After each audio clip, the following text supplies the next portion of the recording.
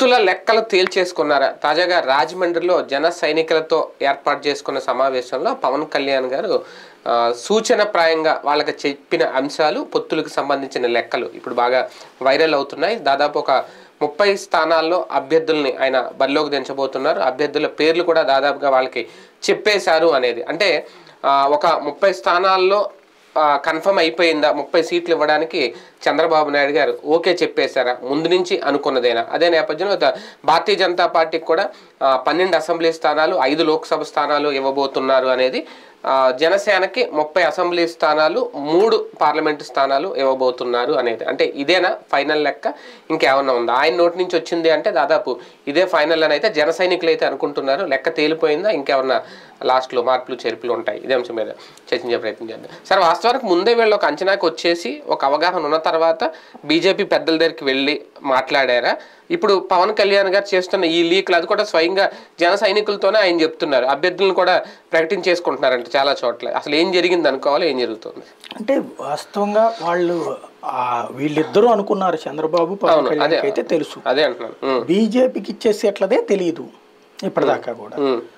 ముగ్గురు కూర్చుంటే గాను క్లారిటీ రాదు. ఇప్పుడు ప్రస్తుతం అయితే ఎన్ని సీట్లు ఇస్తారన్నటువంటిది చెప్పడానికే బీజేపీతో చర్చలు నడుస్తున్నాయి. ఫస్ట్ వచ్చిన ఆఫర్ అయితే 30 అసెంబ్లీ 10 పార్లమెంటు ఇద్దరికి కలిపి అని ప్రపోజ్ చేసింది చంద్రబాబు. అమిత్ షా దగ్గరికి వెళ్ళి చెప్పింది 10 పార్లమెంటు 30 అసెంబ్లీ అన్నటువంటి. అసెంబ్లీలో 25 జనసేనకి 5 బీజేపీకి అని, పార్లమెంట్లో 3 జనసేనకి 7 బీజేపీకి అన్నటువంటిది. ఇది చంద్రబాబు ఇచ్చినటువంటి లెక్క. అంటే ఇద్దరికి కలిపి 30 అన్నటువంటి. ఇప్పుడు ఏమన్నా మరి తర్వాత అందుకు అంగీకరించకపోతే మారారా? అంటే దాదాపు 25 మంది అభ్యర్థులు అయితే రెడీగా ఉన్నారు జనసేనకు అనేది. అంటే వాళ్ళ లోపల జరుగుతున్నది ఆల్రెడీ, వాళ్ళ పని వాళ్ళు చేసుకోమన్నారు పవన్ కళ్యాణ్ గారు అనేది. అంటే ఈయన 30 అడుగు ఉండొచ్చు, 25 కాకపోయినా 27 అయినా ఫైనల్ అవుతుంది అనేది వాళ్ళు లెక్కేసుకుంటున్నారు. చెప్పేశారు 32 పవన్ కళ్యాణ్ అడిగిందే అసలు 32. అడిగిన 32లో ఆయన 20కి ఓకే చెప్పేశారు ఆల్రెడీ నియోజకవర్గాలతో సహా. ఇంకొక 5 దాకా ఇవ్వడానికి అవకాశం ఉంది. ఇంకొక 2 మాక్సిమం ఇస్తారు కొసరు. 27 దాకా అని రాధాకృష్ణ గారు రాసేశారంటే అది కన్ఫర్మ్ అనినే కదా. అంతే జన సైనికులకి అంతే. భారతీయ జనతా పార్టీ విషయంలో వీళ్ళు ఏమో లెక్కేసుకుంటున్నారా, లేదంటే వీళ్ళు అనుకున్న లెక్క అక్కడ ప్రజెంట్ చేయాలనుకుంటున్నారా రేపొద్దున? అది కూడా ముందు అయితే చంద్రబాబు గారు ఇచ్చిన ప్రపోజల్ అది. దానికి ఇప్పుడు ఈయన వెళ్ళినప్పుడు ఏం జరుగుతుందనేది చూడాలి. బేసిక్ అయితే 12 అంటే కరెక్ట్ గా 12 అన్నా కూడా వాస్తవం కరెక్ట్ కాదు. కాకపోతే ఎంపీలు ఎక్కువ ఇస్తున్నారు కాబట్టి సరిపోదు. కానీ ఎంపీలు అప్పుడు 2014లో కూడా ఎంపీలు 5 ఇచ్చారు బీజేపీ. 15 పార్లమెంటు, ఇదే 15 అసెంబ్లీ అయితే తర్వాత ఒకటి దాని బదులు ఎమ్మెల్సీ ఇస్తామని చెప్పారు. ఆ తర్వాత ఇంకొకటి చివరిలో తీసి దానికి ఎమ్మెల్సీ అని 15 ఓకే చేసి 13 ఎమ్మెల్యే 2 ఎమ్మెల్సీ అని చెప్పి 2 తర్వాత వీళ్ళకి ఎమ్మెల్సీ కింద ఇచ్చారు. ఆ తర్వాత ఇటు వచ్చేటప్పటికి ఎంపీలకు వచ్చేటప్పటికి అరకు ఎంపీ వాళ్లే వదులుకున్నారు.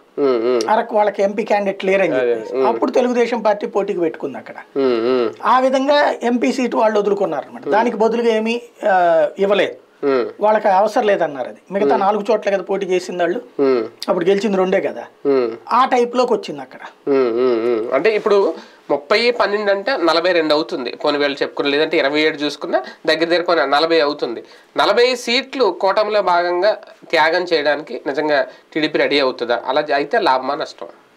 40 సీట్లు గనక ఇద్దరికి కలిపి అంటే కొంతవరకు బెటరే. వాస్తవంగా అయితే గనక జనసేనకి కొంత ఇబ్బంది అవుతుంది. కానీ ఇప్పుడు జనసేన క్యాండిడేట్లు బలమైన క్యాండిడేట్లు లేరని ఆయన ఒప్పుకుంటున్నారు కదా, బయట నుంచి తెచ్చుకుంటున్నారు కదా. అంటే తన పార్టీ నమ్ముకున్న 10 ఏళ్లలో నాయకుల్ని తయారు చేయలేకపోయాడు ఆయన. ఉన్నటువంటి వాళ్ళలో వాళ్ళు నాయకులుగా ఎస్టాబ్లిష్ అవుతారు. ఇప్పుడు కళ్యాణ్ దిలీప్ శంకర్ లాంటి వాళ్ళు, లేకపోతే కనుక అట్లాంటి వాళ్ళ నాయకులుగా నియోజకవర్గంలో ఎస్టాబ్లిష్ చేయలేదు. చేసి ఉంటే అది వేరుగా ఉండేది. ఇప్పుడు కందులు దుర్గేష్, బొలిశెట్టి శ్రీనివాస్ ఏంటంటే డబ్బులు ఉన్నాయి ప్లస్ అన్నటువంటి. ఇప్పుడు జగన్ కి వీళ్ళకి ఉన్నటువంటి తేడా అదే. జగన్ ఏంటి డబ్బు లేనటువంటి వాడికి కూడా నుంచోబెట్టి తను మెయింటైన్ చేస్తున్నాడు. ఇక్కడ ప్రస్తుతానికి ఆ పరిస్థితిలో తాను లేనంటున్నాడు పవన్ కళ్యాణ్. అందుకోసం ఏం చేస్తున్నాడు, డబ్బు ఉన్నటువంటి వాళ్ళు మినిమం 10 కోట్లు ఖర్చు పెట్టుకోగలిగినటువంటి వాళ్ళు అనేటువంటి లెక్కలోకి వెళ్తోంది. ఆ కాన్సెప్ట్ లో వీళ్ళు ఆనట్లేదు. అది ఇప్పుడు లాస్ట్ ఎలక్షన్స్ అప్పటి నుంచి పదే పవన్ కళ్యాణ్ వెళ్ళి ఒక లీడర్ని నియోజకవర్గంలో తిప్పుంటే వాళ్ళు వెల్ ఎస్టాబ్లిష్డ్ అయ్యి ఉండేవాళ్ళు, సక్సెస్ అయ్యి ఉండేవాళ్ళు. అట్లాగా లీడర్లను తయారు చేయడం అనేది ఒక ఆర్ట్. అది బాగా చేతనైంది జగన్కి, రాజశేఖర రెడ్డికి, చంద్రబాబు నాయుడుకి లేదు. మళ్ళీ అది ఎన్టీఆర్కి ఉంది. అది వెల్ ఎస్టాబ్లిష్ చేసి మన తరపున మనం తయారు చేసినప్పుడు మనకి లాయల్గా ఉంటారు ఎప్పుడైనా సరే, ఏ లీడర్ అయినా సరే. లాయల్టీ అనేటువంటిది ఎప్పుడైనా సరే మనం తయారు చేసిన వాళ్ళు. ఇప్పుడు తెలుగుదేశంలో ఉన్నటువంటి ఇప్పుడు పంచుమర్తి అనురాధని కాంగ్రెస్ బొమ్మనండి, వైసీపీ బొమ్మనండి, ఏడికి పోదు. ఎందుకని? చంద్రబాబు తయారు చేసినటువంటి నాయకురాలు ఆవిడ. ఆవిడ ఒక్కటి అంటే పబ్లిక్ డైరెక్ట్ గా ఎలక్ట్ కాకపోయినా ఆవిడ ఎక్కడికి పోదు. ఎందుకని? ఆ పార్టీ వల్లనే లైఫ్ వచ్చింది ఆవిడకి, కాబట్టి ఆవిడ బయటికి పోదు. అదే ఇప్పుడు ధూళిపాళ నరేంద్ర బయటికి పోడు. అట్లాగా ఒక మనం తయారు చేసుకుని ఉంటే గనక వాళ్ళు బయటికి పోరు. అలా కాకుండా డైరెక్ట్ గా వచ్చినటువంటి వాళ్ళు, బయట నుండి వచ్చినటువంటి వాళ్ళకి మన మీద లాయల్టీ ఎంతవరకు ఉంటుంది, ప్రేమ ఎంతవరకు ఉంటుంది?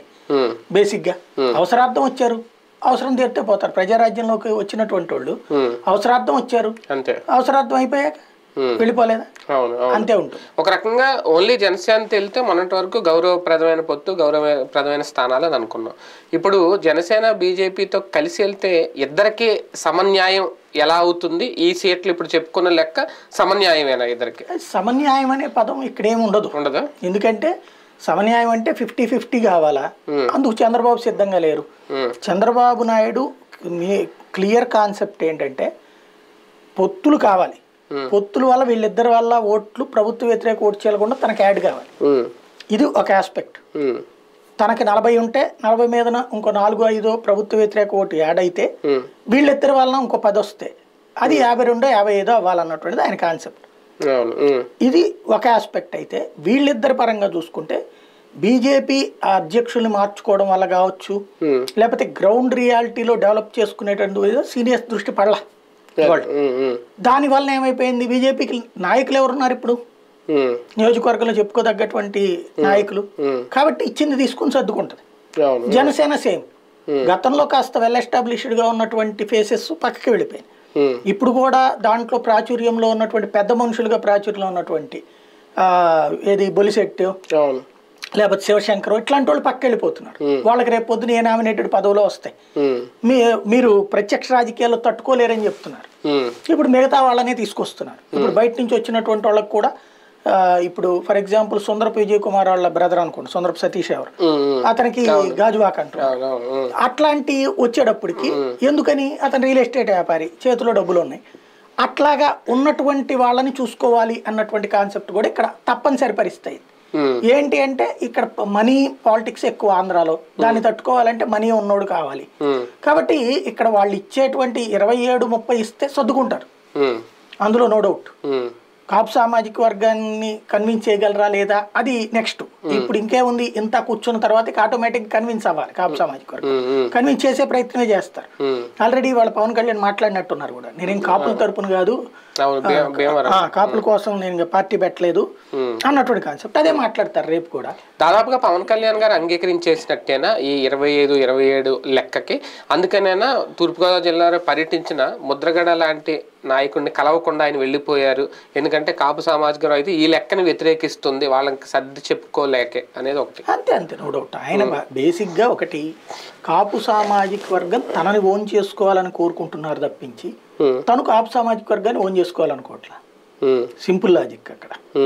తనని కాపు సామాజిక వర్గం ఓన్ చేసుకుంటే అప్పుడు నేను కాపు సామాజిక వర్గం గురించి ఆలోచిస్తాను, నన్ను ఓన్ చేసుకోలేదు క్రిందటిసారి కానీ అంత ముందుసారి కానీ అనేటువంటిది ఆయన ఫీలింగ్. ఈ దఫా నన్ను ఓన్ చేసుకోండి, నన్నే ఓడిచ్చారు కదా, కాపులు ఉన్న చోట ఓడిపోయాను కదా 2 చోట్ల కూడా అనేటువంటిది ఆయన ఫీలింగ్. కానీ అక్కడ వచ్చిన కాపులు ఓట్లే తనకు వచ్చినాయి అని ఎందుకు ఒప్పుకోరు? అంటే ఓన్ చేసుకుందని ఎలా తెలుస్తుంది? ఈయన ఆ నియోజకవర్గాల్లో గెలిస్తే వాళ్ళు ఓన్ చేసుకున్నట్టేనా? అది ఆయన ఉద్దేశం అది. బట్ అక్కడ ఆయనకు వచ్చిన ఓట్లు కాపులు అయ్యాయి, మిగతా వాళ్ళే రాలేదన్న సంగతి ఆయనకు అర్థం కావట్లేదు. అవును, ఇప్పుడు ఒక్క సామాజిక వర్గం వేస్తే గెలిచారు కదా. అదే కదా, అంటే పాలిటిక్స్ మీద ఆయన అవగాహన స్థాయి ఒక రకంగా ఉంటది. తను నేను చాలా ఎక్స్పర్ట్ అనుకుంటారు. ఆయన ఎక్స్పర్ట్ అనుకుంటే ఈ 10 ఏళ్లలో పార్టీని ఎస్టాబ్లిష్ చేసుకునేవాడు. ఆయన ఎక్స్పర్టైజేషన్ ఏంటంటే మేనేజ్మెంట్ బేసిస్ మీద డిపెండ్ అవుతున్నది. లైక్ చంద్రబాబు పార్టీని తెలుగుదేశం తీసుకున్నాడు కాబట్టి ఆయన సొంతగా పార్టీ పెట్టుకుంటే ఆయన వల్ల అయ్యి ఉండేదిగా. ఇప్పుడు ఈయనకి కూడా ఒక పార్టీని ఎస్టాబ్లిష్ చేయడం కష్టం, నడపడం కష్టం, ఒక్కొక్క అడుగు వేస్తున్నాం అనేటువంటి ఫీలింగ్లోనే ఉన్నారు ఆయన. ఒకప్పుడు నాగబాబు గారు చెప్పినట్టు ఆయన వ్యూహం ఆయనకు ఉంది, ఆయన చెప్పింది మీరు ఫాలో అయిపోయింది, ఎవరు ప్రశ్నించకండి. నాగబాబు చెప్పినట్టు కాపును కుల నాయకులు ప్రశ్నిస్తున్నారు కాబట్టి, లేదంటే ఆయన జోగయ్య హరిరామ్ జోగయ్య లాంటి వాళ్ళు లేఖల రూపంలో ఇచ్చేస్తున్నారు, ఆయనే మొత్తం పార్టీ నడిపేస్తున్నారు కాబట్టి కావాలని ఈయన పక్కన పెడుతున్నారా? అది మంచిగా చెడుకా? ఇప్పుడు ముద్రగడని కలుస్తారేమో. ఆయన కూడా నిన్న ప్రకటన చేశారు, వస్తే ఒక నమస్కారం పెడతాను, లేకపోతే 2 నమస్కారాలు పెడతాను, మీకు మీ పార్టీకి ఒక దండం అనేది. ఒక రకంగా ఇప్పుడు వెళ్ళలేదు కాబట్టి మరి ఆయన తప్పుకున్నట్టేమో, ఆయన ఒక ప్రకటన చేయాలి. ఇదంతా మంచిగా చెడుకా? బేసిక్గా కాపు నాయకులు పవన్ కళ్యాణ్ని ఎంతగా అభిమానిస్తారు, ముద్రగడని అంతే అభిమానిస్తారు. అది ఫస్ట్ గ్రహించాల్సిన అంశం. అయితే ఒక వారిలో 2 కత్తులు ఇవ్వడం. ఇంకొక కాపు నాయకుడు నేను అంగీకరించలేడు. కాపులంతా తన్నే ఓన్ చేసుకోవాలనుకుంటాడు. ఇంకొకళ్ళు కాపు నాయకుడు కాబట్టి నేను వెళ్తే అది కాపుల ముద్ర నాకు పడిపోతుంది, మిగతా వర్గాలు నాకు దూరం అయిపోతాయి అనేటువంటి అమాయకత్వం కూడా కాదు ఆయనకి. కానీ ఎస్టాబ్లిష్ చేసుకోడు. ఇప్పుడు ఇవాళ ఉంది, బీజేపీకి సంబంధించిన పాకా సత్యనారాయణ ఇంటికి వెళ్ళారు, అట్లాగే తెలుగుదేశం పార్టీ సంబంధించి సీతామహాలక్ష్మి ఇంటికి వెళ్ళారు భీమవరం. అట్లాంటిది రాజమండ్రి దాకా వెళ్ళినోడు అంటే ముద్రగడ ఈయనకి నచ్చరు. ఉద్దేశం ఏంటంటే అతను వైసీపీకి సింపతైజర్ అనేది ఈయన ఫీలింగ్, లేదా చంద్రబాబుకి అగ్నెస్ట్ అనేది ఫీలింగ్. అలాంటి మరి ఎందుకు మనుషులు పంపించారు? ఆయన నాకు తెలిసి అది పవన్ కళ్యాణ్ పంపించుంటాడని నేను అనుకోను. బొలిశెట్టి శ్రీనివాస్ కొంచెం ప్రోయాక్టివ్. అతను వీళ్ళందరూ ఒకప్పుడు కాపు ఉద్యమంలో కీలక పాత్ర పోషించిన వాళ్ళు, బొలిశెట్టి శ్రీనివాస్ వీళ్ళంతా కూడా. వాళ్ళు ఏంటంటే ఇటు పవన్ కళ్యాణ్ కూడా వాళ్ళు అభిమానిస్తారు, జనసేన కూడా అభిమానిస్తారు, జనసేన టికెట్ ఆశిస్తున్నారు తాడేపల్లి. కాబట్టి అందుకోసం ఇతను ఇనిషియేటివ్ తీసుకుని ఉంటాడు బొలిశెట్టి శ్రీనివాస్. తీసుకుని ఈయన మీరు వాళ్ళు కలిస్తే బాగుంటుందని, మా అందరికి కూడా బాగుంటుందని ఏదో చెప్పుంటాడు. ముద్రగడ సరే ఒక లేఖ రాసి ఇచ్చాడు, నువ్వు వెళ్ళి పంపించని చెప్పి. ఈయన వెంటనే పవన్ కళ్యాణ్కి వచ్చి ఇచ్చాడు. సరే నేను కూడా కలుస్తానని చెప్పాడు ఈయన. తర్వాత చంద్రబాబుతో చెప్పుంటారు. చంద్రబాబు ముద్రగడ ఆడి మనిషి అని ఉంటాడు, వాడని అంటాడు చంద్రబాబు, జగన్ వద్దని చెప్పుంటాడు. అందుకని చంద్రబాబు చెప్పాడు కాబట్టి ఆగిపోయి ఉండదు. అంటే ముద్రగడ ఏమైనా ప్రపోజల్ పెడితే అది పవన్ కళ్యాణ్ గారికి నచ్చలేదా? ఏ ప్రపోజల్ పెడతాడు ఆయన? సీట్లు అడుగుతారు. ఎందుకు అడుగుతాడు ఆయన? ఆయన అడిగితే మొన్న చెప్పేవాడు కదా, ఇప్పుడు వైసీపీలోనే ఇచ్చేవాడు కదా. వైసీపీలో ఆయన కుమారుడికి ఆయనకి ఇద్దరు వైసీపీలు అంటే ఆ సీట్లు ప్రకటించేశారనే కదా ఆయన జాయినింగ్ ఆగిపోయారని. ముందు ఈయన అడిగితే ఇవ్వనన్నారని కదా బేసిక్ గా. అంటే ఏంటి, అప్పుడు జగన్ ఎంతవరకు తీసుకుంటాడు తానని. అది ఇంకొకటి, ముద్రగడ పోటీ చేసి గెలవడం అసాధ్యం కూడా అక్కడ బేసిక్ గా. వాళ్ళ అబ్బాయికి ఇప్పుడు టికెట్ ఎందుకు ఇవ్వాలి ఈయన మాత్రం బేసిక్ గా, అదో సమస్య కూడా ఉంటది కదా. ఇంకోటి, ఇచ్చిన దగ్గర నుంచి ఇప్పుడు హరిరామ జోగయ్య ఒక రకమైనటువంటి సమస్య, జోరియా లాగానే ఉంటది చెవిలో ఎప్పుడు. చివరికి ఫైనల్ గా వచ్చేటప్పటికి అంతా బాగానే ఉంది పో అంటాడు. ఈయన ముద్రగడ వచ్చేటప్పుడు వీళ్ళిద్దరూ సొంతగా గెలవలేరు. హరిరామ జోగయ్య ముద్రగడ సొంతగా ఆ కులం పేర్లతో గెలవలేరు. కాకపోతే కులంలో ఉన్నటువంటి అన్ని పార్టీలో ఉన్న కుల నాయకులు వీళ్ళు ఒక రకంగా చెప్పాలంటే కుల గురువులు లాంటి వాళ్ళు. ఈ కుల గురువుల్ని వీళ్ళు అట్లాగా లైమ్ లైట్ లో ఉంచుతారు. మీకు కమ్మలో కానీ రెడ్డిలో కానీ ఇది ఉండదు చూడండి. రెడ్డి నాయకుడు అని చెప్పి ఎవరన్నా రెడ్డి గురుదేవుడు, కమ్మ కులదేవుడు ఎవరన్నా ఉన్నారా? లేదు. ఒక్క కాపుల్లోనే ఈ వ్యవహారం ఉంది. వీళ్ళు కుల నాయకుల కింద వాళ్ళు ఎస్టాబ్లిష్ కావడం, అన్ని పార్టీలో ఉన్న కుల నాయకులు వాళ్ళకి గౌరవం ఇస్తూ ఉండటం, దాంతో వాళ్ళు మేము చాలా పుడింగి కదా అనేటువంటి ఫీలింగ్ ఉంటుంది. ఒక రకంగా హరిరామ జోగయ్య గారి ఓవర్ యాక్టివ్నెస్ కూడా పవన్ కళ్యాణ్ కాపు కుల పెద్దల్ని దూరంగా పెట్టడానికి ఒక కారణమా? ప్రతిదానికి ఇప్పుడు ఈయన 30కో 25కో ఒప్పుకోవడానికి రెడీగా ఉంటే ఈ లోపల ఒక లేఖ వచ్చేస్తుంది తక్కువని, మనకు అన్ని కాదు ఇన్ని కావాలి, ఈ స్థానాలు కావాలి. ఈ సమాధానం చెప్పుకోలేకే జోగయ్య గారిని పక్కన పెట్టలేక ముద్రగడ గారిని మళ్ళీ తెచ్చి ఇంకొకటి రెండోది ఈ భుజం పెట్టుకోలేక సైలెంట్గా ఉంటున్నారా? కాదు, నాకు తెలిసి హరిరామ జోగయ్యని పవనే తన వ్యూహంలో భాగంగా నడిపించాడు అనుకుంటున్నాను నేను. ఎందుకంటే హరిరామ జోగయ్య రాసే అంత తీరిక ఆడుంది, టైప్ కొట్టే అంత ఓపిక ఎక్కడ చేయించారంటే ఆయన చేతన కథ ఈయనే నడిపించాడని నేను అనుకుంటున్నాను. ఆయన మైండ్ లో లెక్క పేపర్ మీద పెట్టించారు అక్కడ. ఆయనకి మైండ్ సరిగ్గా ఉంటాయి కదా ఇప్పుడు, అదంతా కూడా ప్రాక్టికల్ గా. ఈ వయసులో ఆయనకు ఉండేటటువంటి స్ట్రెంత్ ఎంత వరకు ఉంటది ప్రాక్టికల్ గా చెప్పాలంటే. నాకు అనిపించిన వ్యవహారం ఏంటంటే చంద్రబాబుతో డైరెక్ట్ గా అడగడానికి ఈయన మొహమాటస్తుడు కాస్త. కాబట్టి ఇదిగో నాకు కాపు కుల పెద్దల నుంచి ప్రెషర్ ఉందండి చూడండి, ఇదిగో ఈ టైప్ లో మాట్లాడడానికి వాడుకోవడానికి ఆయనే ఫస్ట్ ఆయన ఏమన్నాడు, 50-50 సీఎం 50-50. ఆ తర్వాత ఆయనే సంఖ్య తగ్గించి 1/3 దగ్గరికి తీసుకొచ్చాడు. ఇప్పుడు నిన్న ఏమన్నాడు, 27 అయిపోయింది, మనం 40 వస్తే చాలు, మనం కొట్టేస్తాం, గెలవబోతున్నాం అంటే అర్థం ఏంటి కదా. అది ఇప్పుడు మళ్ళీ అదే కాపులకి అదిగో చూసారా, జోగా గారు కూడా చెప్పారు, ఇది సక్సెస్ఫుల్లే, 52% మనకే వచ్చేస్తుందంట తెలుగుదేశానికి. 16. డౌట్ ఏంటంటే 30 స్థానాల్లోనే గెలవగలము, 30 స్థానాలు లేదంటే 25 నుంచి 30 స్థానాల మధ్యలోనే మనకు అభ్యర్థులు ఉన్నారని పవన్ కళ్యాణ్ గారు ఫిక్స్ అయ్యారా, లేదంటే పవన్ కళ్యాణ్ అలాగా బాబు గారు ప్రిపేర్ చేసి ఆ 30 దగ్గరికి ఇప్పుడు లాక్కొచ్చారా? పవన్ కళ్యాణ్కే ముందు అసలు తన స్ట్రెంత్ మీద ఒక నమ్మకం లేదు. అంటే వీళ్ళకి ఒక క్యాలిక్యులేషన్ ఉంటుంది కదా, ఒక లెక్క, వీళ్ళు అనుకున్నట్లు లాస్ట్ టైం 10,000 ఓట్లు ఎన్ని వచ్చినాయి, 20,000 ఓట్లు ఎన్ని వచ్చినాయి, ఒక లెక్క అయితే ఉంది కదా. ఆ క్యాలిక్యులేషన్ లో చూస్తేనే 25 మించి కనబడట్లేదు. అదే అంటున్నాను నేను. అది కాకుండా రెండవది ఏంటంటే లీడర్లను ఎస్టాబ్లిష్ కాల. ఈయన అనేది ఏంటంటే పార్టీ పేరు చెప్పుకుని మీరు ఎదగండి అక్కడ అంటారు. పార్టీగా తినేమి ప్లాన్ చేయాలి అక్కడ. ఏ స్థానిక ఎన్నికల్లోనో ప్లాన్ చేసుకుని బీజేపీ వీళ్ళు కలిసి స్కెచ్ చేసుకుని ఇదంతా కాదు. వాస్తవంగా చెప్పాలంటే చంద్రబాబు స్కెచ్ లో భాగంగా జనసేన నడిచిపోయింది. ఇప్పుడు దాని వలన కాస్త కొస్త వచ్చేటువంటిదే ఇతను ప్లానింగ్. ఈయన సొంతగా తయారు చేసిన ఎస్టాబ్లిష్డ్ లీడర్ ఎవరు చెప్పండి? ప్రజారాజ్యం అప్పటి నుంచి చిరంజీవి కుటుంబాన్ని నమ్ముకుని ఉన్నోళ్ళు తప్ప కొత్తగా ఎస్టాబ్లిష్ అయిన లీడర్లు ఎవరు? ఇంకప్పుడు కొత్తగా సాధించింది ఏంటి అంటే అన్నగారి వారసత్వంగా తన వైపుకి ఓటర్లను తెచ్చుకోవాలనుకుంటున్నారు. అన్నగారు మధ్యలో వదిలేశారు కాబట్టి ఇప్పుడు తను సస్టైన్ కావాలి అన్నటువంటి కాన్సెప్ట్ తో నడుస్తున్నారు.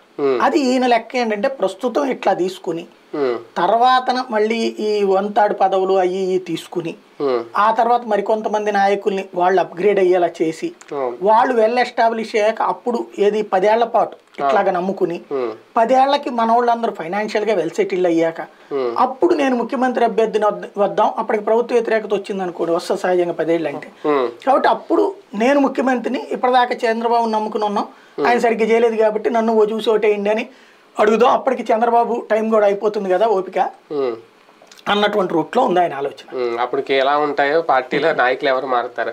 రైట్, చూద్దాం. మొత్తానికి దాదాపు 30 స్థానాల దగ్గర ఫిక్స్ అయిపోతుందా జనసేన? అలాగే భారతీయ జనతా పార్టీకి కూడా 12 అసెంబ్లీ స్థానాలు అంటున్నారు, 5 పార్లమెంటు స్థానాలు అంటున్నారు, వీళ్ళకి ఒక 3 పార్లమెంటు స్థానాలు జనసేనకు అంటున్నారు. ఇక్కడ వరకు అయితే వచ్చి లెక్క ఆగిందండి. మరి అసలు లెక్క ఇదేనా, లేదంటే అలాగ జన సైనికులను ప్రిపేర్ చేస్తున్నారా పవన్ కళ్యాణ్ గారు? చూడాలి. నిజం బయటకు వచ్చిన తర్వాత, అఫీషియల్గా లెక్కలు ప్రకటించిన తర్వాత ఇవన్నీ వాస్తవాలు కాదో తేలాలి.